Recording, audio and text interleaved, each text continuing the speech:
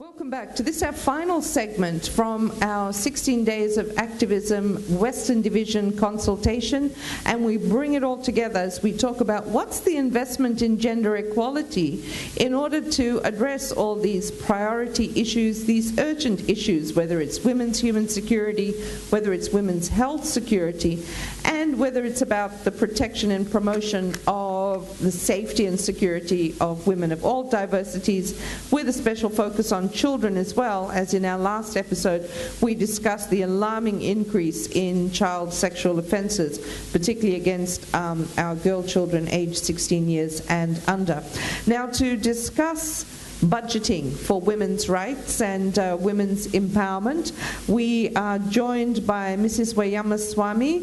Mrs. Swamy is from Nandi, but she's actually the national president of the Women's Network of the TISI Sangam. And joining us from the Koronumbu Women's Fellowship, we have Vani Tuvuki, who hails from Ba.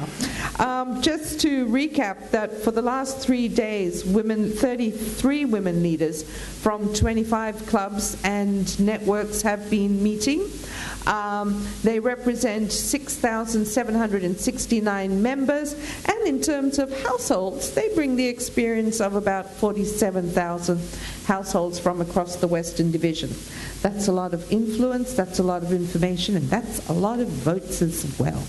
So let's just start by looking at the national budget commitments for 2016. And we're only going to focus on the budgets dedicated to the Department of Women, because we don't have the analysis from the other government departments as to what components of their budgets are dedicated to supporting the National Women's Plan of Action or complying and promoting the national gender policy that was adopted in February 2014 by the Bainimarama Cabinet. The National Women's Plan of Action, the Department of Women, receives yet another $1 million grant, and there's $500,000 dedicated to the National Women's Expo.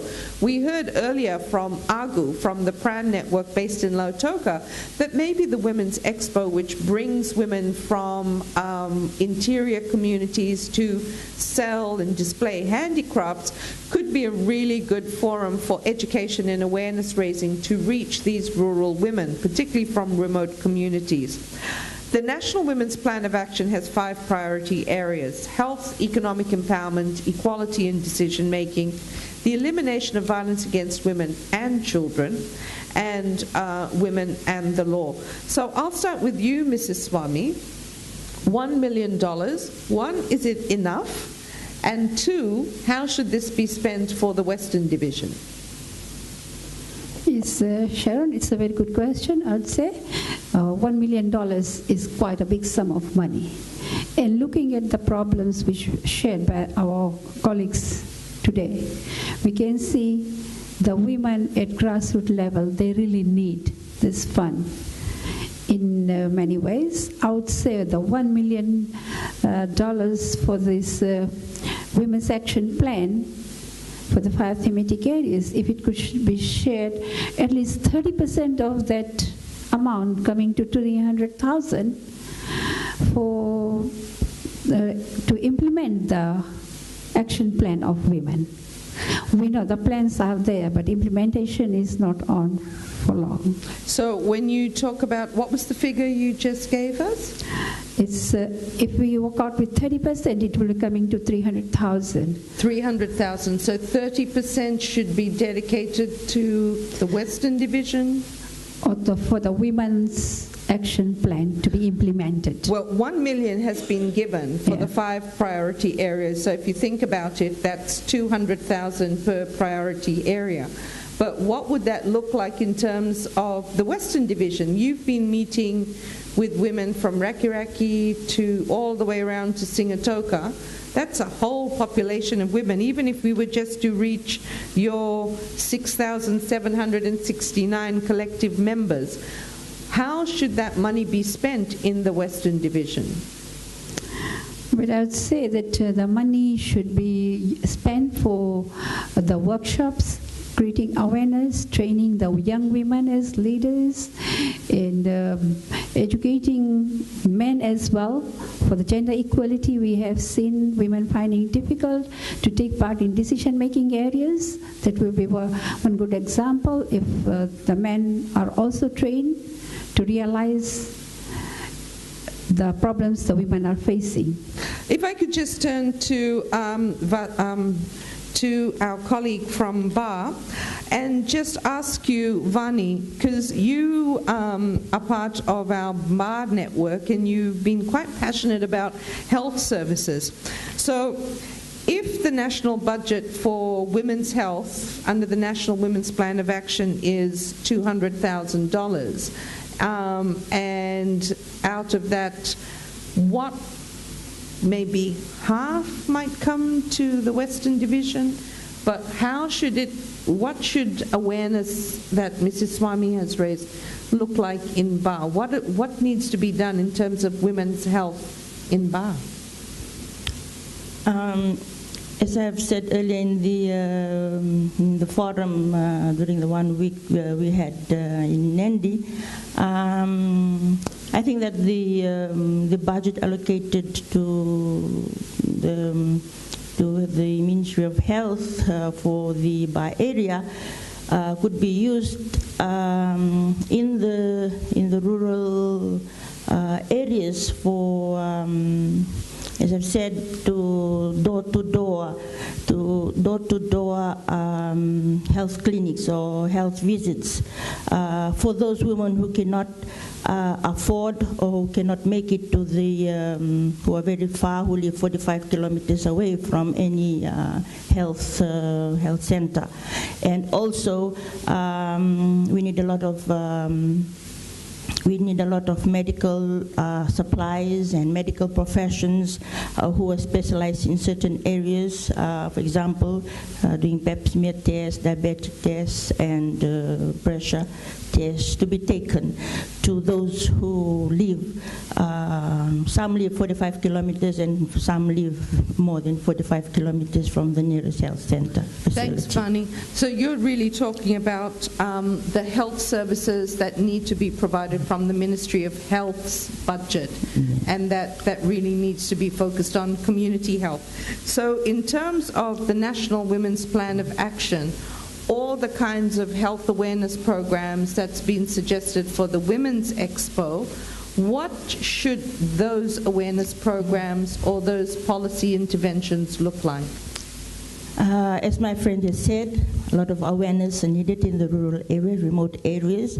Awareness in the form of giving information,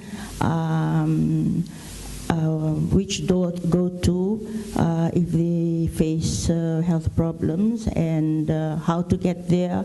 And some women out there will need help with filling up forms.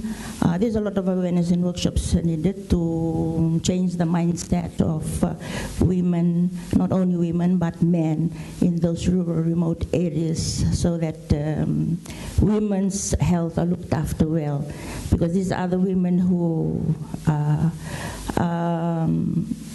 really support families. When you talk about, I was talking about a particular settlement which is Kornumbu. In Bai, when you talk about Kornumbu, you know Kornumbu women, you know that these are farmers' wives, and little do we know the amount of job, the amount of work they do. So, in order for these are the women who help with the economic growth of the country. They are the ones who look after the farmers, and these farmers are the ones that harvest, they plant and harvest cane and take it to FSC and then give a lot of profit or money to the government. So these women's lives are very important, and they need to be empowered. They only can be empowered through workshops and awareness to know that they are important part of the nation and the economic as a whole. I'm going to challenge both of you, because you've talked about workshops and awareness raising, but we've heard even from the Sangam Women's Group, from Raki Raki, that just as you've explained, when you're out farming or you're working in the market, you can't afford to take time off to attend an awareness workshop. If you don't pay your market stall fees today, or you haven't paid it for tomorrow, you can't take a day off and go off. So, given the discussions we've been having as part of the 16 Days campaign around information and communication, Mrs. Swamy, you head a national network that really reaches women at the grassroots level, and it's been great to have some of your members here during this week. How should the information and communication get to the women who really are most marginalized, because they are in the markets, they are in the farms? Television is a privilege. Radio, maybe if you have electricity. One of the members from Wairuku said, we can't even afford to buy the Fiji Times. So how do we get this information?